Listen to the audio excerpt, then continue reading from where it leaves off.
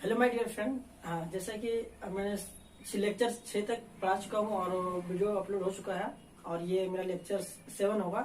और आज से हम आपको प्रश्न वाली 1.1 यानी एक्सरसाइज 1.1 जो कि 10th क्लास का एनसीईआरटी बुक है उसका फर्स्ट चैप्टर यहीं से स्टार्ट होता है और यही क्वेश्चन है।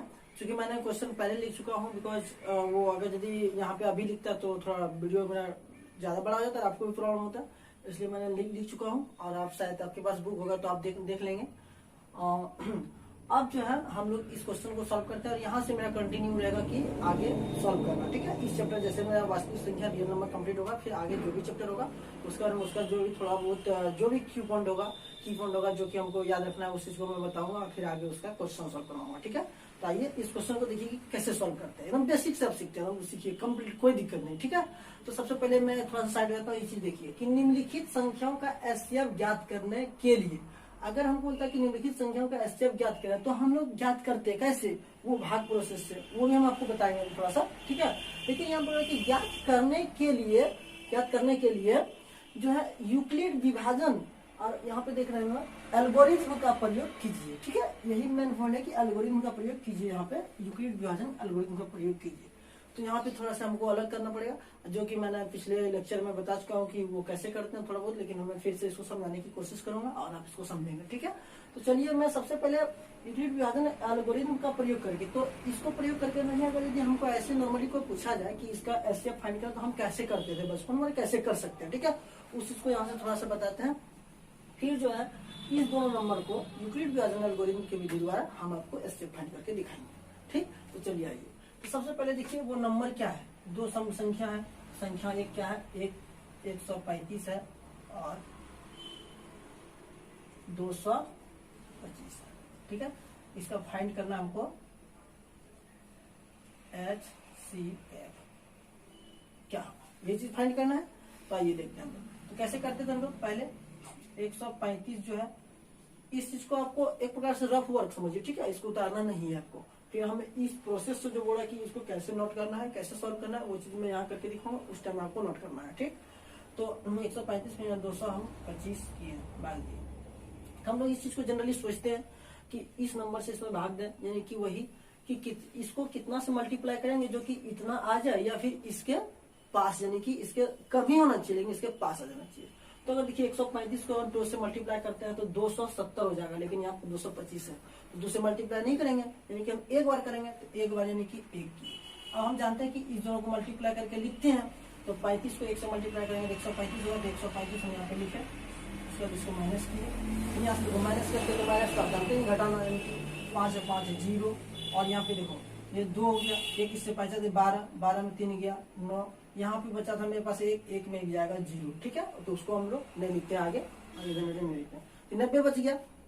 अब देखिए हम ये बताए थे कि जिस नंबर से भाग देते हैं और यहाँ लास्ट जो शेषफल रिमाइंडर जो आता है, अगर 0 आ जाता है तो जिससे भाग देते हैं वही एचसीएफ होता है, लेकिन यहाँ पे 0 नहीं आया, क्या आ गया 90 आ गया, 90 आ गया। तो हम लोग क्या करते हैं, फिर 90 से जो है इसको एक बार फिर 135 में भाग 135 भागते हैं। अब फिर वही प्रोसेस देखें कि 90 से जो भाग देंगे तो वो कितना बार मल्टीप्लाई करें 90 को, जो कि 135 आ जाए या फिर इसके नीचे आए।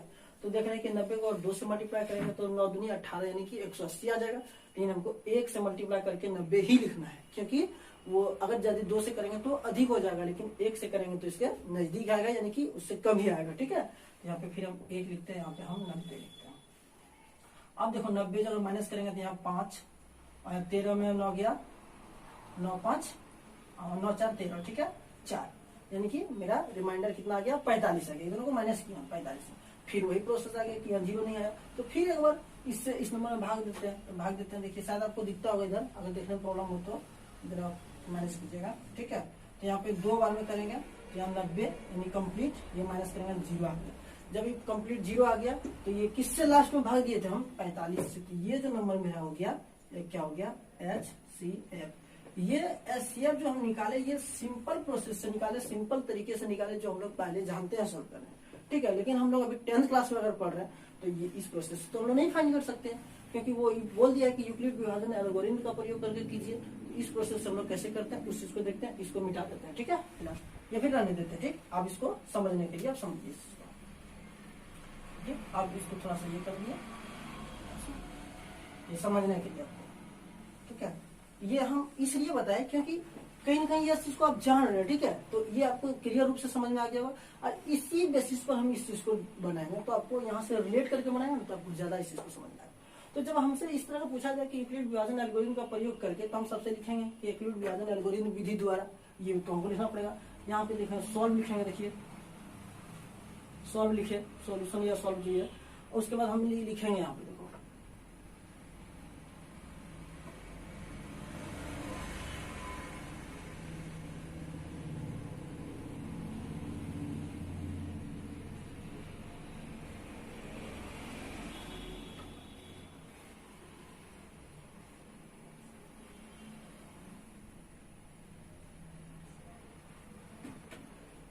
ये हम लिख लिए। क्यों लिखे?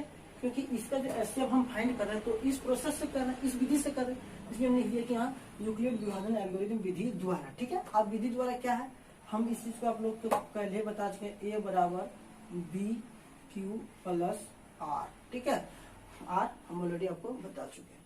इस प्रोसेस जाएंगे, ए बराबर बी क्यू प्लस आर, और यहाँ क्या होता था, 0 less than equal to R less than B, मतलब जो होगा मेरा रिमाइंडर जो होगा हमेशा इससे छोटा होगा, यानी कि 20 से छोटा होगा। बी हम लोग किसको बोलते हैं, जरा देखिए यहाँ पे जो आता है, फिर जिससे भाग देते हैं, ठीक है। फिर यहाँ 0 जो है वो आर के बराबर हो सकता है, बराबर हो सकता है। अब इसी प्रोसेस पर जाते हैं, हम यहाँ पे बड़ा वैल्यू लेते थे। बड़ा वैल्यू इस दोनों में से क्या है, देखो 135 और 225 में हम लोग यहाँ पे लेते हैं 225। अब बी से यानी कि जिससे भाग देते, तो मेरा क्या है 135, ठीक है 135। अब 135 को वही प्रोसेस आ गया, यहाँ पे जिस तरह हम सोचे थे कि 135 को किससे मल्टीप्लाई करेंगे जो इसके बराबर आ जाए या फिर इससे कम आए, उसी तरह यहाँ पे 135 को हम किस नंबर से मल्टीप्लाई करें जो कि 225 के बराबर आ जाए या इससे कम हो। तो 2 बार करते हैं तो ज्यादा हो रहा है, तो हमको 1 बार करना है, 1 बार करना है, इसे 1 से मल्टीप्लाई कर दिया। अब यहाँ प्लस का साइन है, प्लस लिखे। आर क्या लिखते हैं, जब हम इस चीज से भाग दिए जो आया उसको इसमें नंबर में घटा देते हैं, जो शेष बचता है यानी कि उसको यहाँ लिखते हैं। तो उसी तरह से यहाँ देख लीजिए आप, 225 जो है अगर 133 गुना 1 करते हैं 133 हुआ। 133 यानी 225 में से 133 को हम माइनस करेंगे, तो माइनस करेंगे मेरे पास शेष कितना बचा, 90 बचा, तो वही 90 को हम यहाँ लिखते हैं, ठीक है। अब बात क्या है, देखिए 90 को अब इस चीज को समझिए कि यहाँ अब देखिए आपका एक जनरली जो बच्चा होता है कंफ्यूजन होता है कि अब ये तो प्रोसेस यहाँ तक ठीक है, लेकिन यहाँ पे अब की बार हम इस जगह 135 को रखें कि 100 या 90 जो है 90 को रखें। तो इसी चीज को समझाने के लिए हम इसको कहीं न कहीं लिखे हैं, ठीक है, ताकि यहाँ से अगर लेके उठाएंगे तो आपको समझ में आएगा। अब हम लोग जनरली क्या करते थे कि ये जिससे भाग देते थे, देखो जिससे, हाँ आप लोग से माफी चाहूंगा क्योंकि मोबाइल से रिकॉर्ड करते हैं तो कभी फोन आ जाता है, कोई मैसेज आता है जिससे कारण बंद हो जाता है, ठीक है, तो वो बंद हो गया, इसलिए मैं फिर से यहाँ तक ऑलरेडी पीछे बता चुका हूँ। अब यहाँ से फिर शुरू करते हैं। तो जनरली हम ये बता रहे हैं कि यहाँ तक तो आप समझ गए हो, आप वीडियो देखे होंगे। तो जो है यहाँ पे अब क्या होता है कि ये जो ए का वैल्यू इतना है, उसके बाद ये प्रोसेस किया, उसके बाद यहाँ पे फिर कौन सा वैल्यू है, ठीक है। तो हम इसीलिए इसको यहाँ पे लिखे हैं समझाने के लिए कि यहाँ से हम इसको एक क्वेश्चन यहाँ पे जैसे ये एग्जांपल लिए, फिर इसके जरिए इसके थ्रू ये भी समझा रहे हैं आपको। फिर नेक्स्ट क्वेश्चन जब हम बनाएंगे तो डायरेक्ट बना देंगे, इस प्रोसेस से कोई जोड़ने की इसका देखना है, समझना है, ठीक है। तो यहाँ पे क्या करते हैं, देखो 135 जिससे भाग दिए थे वो यहाँ पे आया बीच में, और जिससे अब जो शेष पर रिमाइंडर जो मेरा बचा था इसी से भाग दिए किसमें, जिससे हम पहले भाग दिए थे, ठीक है। तो ये 135 जो है कि नहीं ए का वैल्यू होगा, और ए का वैल्यू ही यहाँ लिखते हैं हम, ठीक है। और ये जो यानी कि बी जो होता है यहाँ जिससे भाग देते हैं 90 है, तो फिर यहाँ पे 90 से हम क्या करेंगे उसको फिर से भाग देंगे। तो मेरा कहने मतलब क्या हुआ, 135 हमेशा याद रखना कि ये जो वैल्यू है ये आपका जो है, ये जो है, ठीक है, इसको थोड़ा सा अंडरलाइन कर दिया, 135 यहाँ हो जाएगा, और 135 फिर ये 90 जो है 90 यहाँ हो जाएगा। 90 नहीं क्यों हुआ, आप यहाँ से देखिए, क्योंकि जो शेष बचा था इसी से तो भाग दिए, किसमें, जिसमें मतलब जो पहले जिससे दिए थे, ठीक है। तो जो पहले दिए थे हम 135 से, इसलिए 90 से 135 में भाग देना, तो यानी कि 35 में 90 से दिए। अब यहाँ से जो है फिर यानी कि एक बार इसको मल्टीप्लाई करेंगे, ठीक, फिर इतना अगर माइनस करेंगे इसको, तो यहाँ पे देखिए प्लस का साइन प्लस लिखे, इसमें से माइनस करेंगे मेरा कितना बचेगा 45, ठीक। अब देख लेंगे 45 बचा। फिर उसी तरह ई जो है अब की बार यहाँ आ जाएगा 90, और फिर क्या है यहाँ पे 45 है, 45 लिखेंगे। फिर इसको अब देखेंगे कितना से मल्टीप्लाई करें जो कि इसके बराबर आ जाए या फिर इससे कम है। तो 45 को 2 से मल्टीप्लाई करते हैं हम तो डेफिनेटली मेरा 90 आ रहा है, तो हम 2 से इसको मल्टीप्लाई करेंगे, फिर 90 में से 45 मल्टीप्लाई 2 जो कि इसको इसका मान वैल्यू जो होगा 90 हो जाएगा। फिर इसमें से इसको जो माइनस करेंगे तो मेरा शेषफल क्या बचेगा, 0 बचेगा, रिमाइंडर 0 बचेगा। और वही हम यहाँ पे भी किए, जब 45 से भाग दिए थे 90 में, यानी कि 0 से रिमाइंडर मेरा शेषफल 0 आ गया था, तो जिससे दिए थे वही मेरा एचसीएफ हो गया था। ठीक है, तो उसी तरह एचसीएफ जो होगा यहाँ से मेरा क्या होगा, HCF इक्वल टू 45।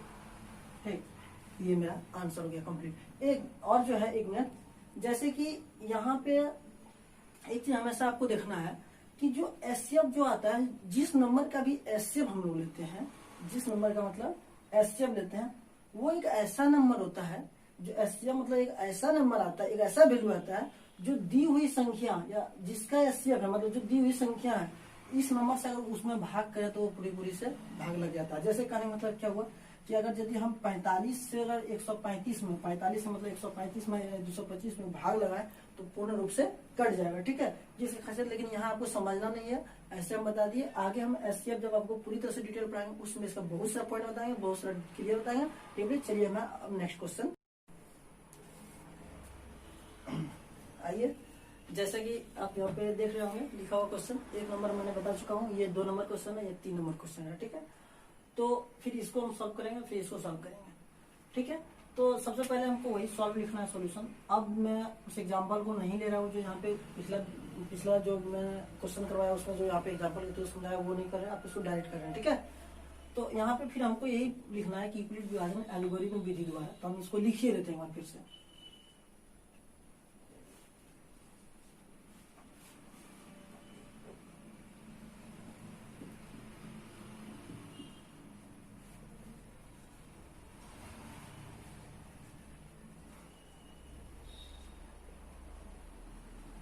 ठीक है, ये विधि लिख लिया।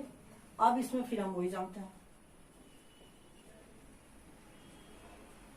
0 less than equal to R less than B, ये आपको लिखना है। यानी कहीं इसी का तो मेन ये पॉइंट है कि ये क्या प्रोसेस है, क्या करेगा, क्या प्रोसेस आ सकता है, तो ये इसको लिखना है हमेशा। इसका बेसिकली यहाँ पे यूज नहीं है तो इसको लिखना है, लेकिन यूज है। अभी इस चीज को समझेंगे, यहाँ पे जो आता है तो यहाँ से इसको सेटिस्फाई कर सकते हैं, मिला सकते हैं। ठीक है, यहाँ पे मेरा कितना है 38,220 और यहाँ पे 96। अब 96 को कितना से मल्टीप्लाई करेंगे जो इसके बराबर आ जाए या इससे कम आ जाए, यही बात है।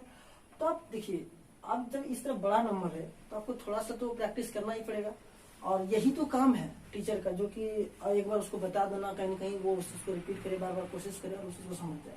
तो जैसा कि हम जानते हैं और आप भी सीख जाएंगे इसको, तो इस तरह बड़ा जब रहेगा तो उसी के आसपास से गुना करके देखेंगे। बड़ा अगर हम इसको 2 से गुना करके देखें, 3 से करके देखें, तो क्या कभी पॉसिबल है इसके करीब आना या इसके बराबर आना?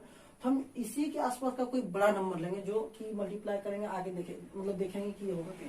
अगर आपको सही ढंग से आता है कि 196 इसका स्क्वायर करके आप देखेंगे तो वहां से भी आप डायरेक्ट पता कर सकते हैं, लेकिन हो सकता है आपको नहीं आता हो, लेकिन हम ये भी बताएंगे कि इसको स्क्वायर कैसे फाइंड किया जाता है। ठीक है, लेकिन हम जानते हैं इसको अगर 195 से गुना कीजिएगा तो यहाँ पे जो होगा डायरेक्ट शेषफल आपको रिमाइंडर 0 बन जाएगा। तो यहाँ पर हम किस चीज से भाग दिए, आप देख रहे होंगे कि ये इस चीज से भाग दिए 196 जो है, तो 196 जो क्या हो गया मेरा एचसीएफ आ जाएगा। तो 196 से इसको ही भाग देंगे तो कट जाएगा, 196 से इसको ही भाग देंगे तो 195 है। तो मेरा यहाँ हम लिख सकते हैं HCF इक्वल टू 196, ये आंसर होगा। ठीक है, आप इस तरह लिख सकते हैं। तो जिसको हम मिटाते हैं हम पहले,